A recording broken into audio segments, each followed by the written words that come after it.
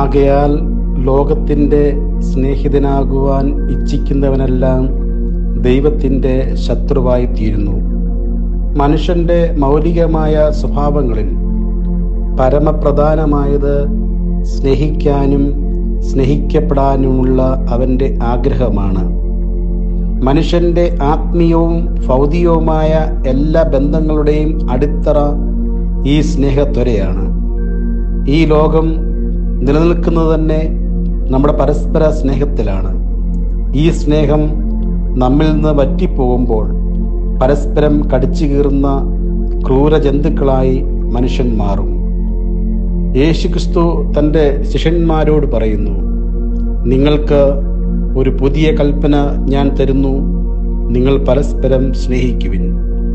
നാം അവനിൽ നിന്ന് അകന്നുപോയാലും അവൻ നമ്മെ വെറുക്കുന്നില്ല, കൈവടിയുന്നില്ല. നമ്മളുമായുള്ള സ്നേഹം പുനഃസ്ഥാപിക്കുന്നതിന് വേണ്ടി അവിടുന്ന് നമ്മെ നിരന്തരം പിന്തുടരുന്നു.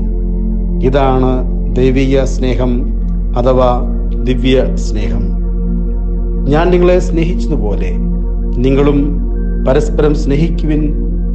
ദൈവസ്നേഹത്തിൻ്റെ ഏറ്റവും വലിയ ഉദാഹരണം നാം ദൈവത്തെ സ്നേഹിച്ചതല്ല, മറിച്ച് അവൻ നമ്മെ സ്നേഹിച്ചതാണ് എന്ന തിരിച്ചറിവാണ്. നാം പാപികളായിരുന്നിട്ടും ദൈവം നമ്മെ സ്നേഹിക്കുന്നുവെങ്കിൽ മറ്റുള്ളവരെ അവരുടെ പരിമിതികൾ മനസ്സിലാക്കി സ്നേഹിക്കുവാൻ നാം ബാധ്യസ്ഥരാണ്. മനുഷ്യർക്ക് മാത്രമല്ല, സഹജീവികൾക്കും നമ്മുടെ സ്നേഹം ആവശ്യമായിരിക്കുന്നു. പരിസ്ഥിതിയെയും അതിൻ്റെ സംരക്ഷണത്തിൻ്റെ ആവശ്യകതയെയും കുറിച്ച് നാം ബോധമുള്ളവരാണെങ്കിലും അത് പലപ്പോഴും പ്രവൃത്തിപഥത്തിലേക്ക് എത്തുന്നില്ല. സ്വാർത്ഥതയും ചൂഷണ മനോഭാവവും എല്ലാം സ്നേഹത്തെ കെടുത്തിക്കളയുന്നവയാണ്. വാക്കുകളിൽ പ്രകടിപ്പിക്കപ്പെടുന്ന ബന്ധത്തേക്കാൾ സ്നേഹത്തിലൂടെ ഹൃദ്യമായ ബന്ധങ്ങൾ പടുത്തുയർത്താൻ നമുക്ക് ശ്രമിക്കാം. നമുക്ക് പ്രാർത്ഥിക്കാം.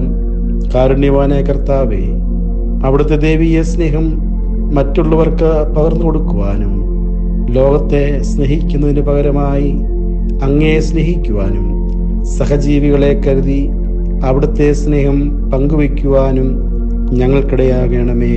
ആമീൻ.